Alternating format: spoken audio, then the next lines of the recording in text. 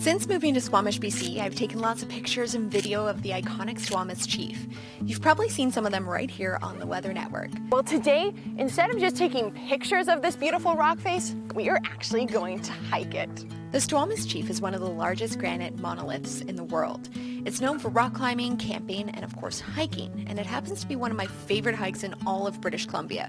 I'll show you why in about an hour when we make it to the peak. Here we are at the trailhead. Now, before I head out on this hike, it's really important to keep in mind that just because it's starting to feel like spring down here, doesn't mean it's not still winter conditions up in the mountains. So you really need to check the trail conditions before any hikes this time of year.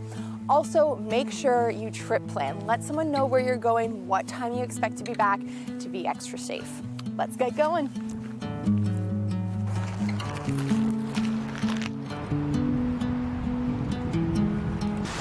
We're going from the bottom of the trail here to first peak, about 500 meters of elevation.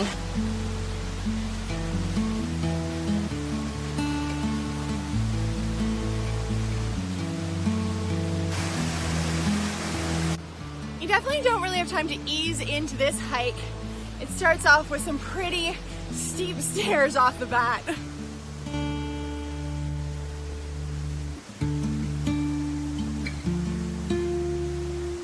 If you need a bit of a breather on the steep steps, there's a couple of viewpoints to check out Olsen Creek before continuing on through the beautiful forest.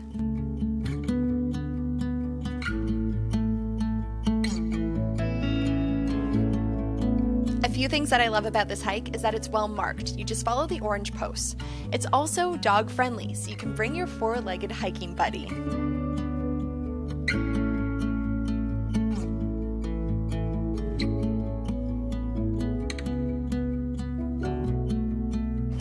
Now, one of the things with this hike is it gets quite steep at parts, so there are ladders and chains to help you get up.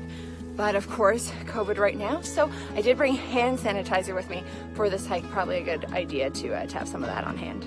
You really want to be careful in the technical sections because even with the help of ladders and chains, the rock surface can sometimes be quite icy, especially this time of year. But trust me, the effort is worth the reward because check this out, sweeping views of Howe Sound, the town of Squamish down below, and Sky Pilot. A great place to stop for a picnic if you aren't too afraid of heights before making your way back down.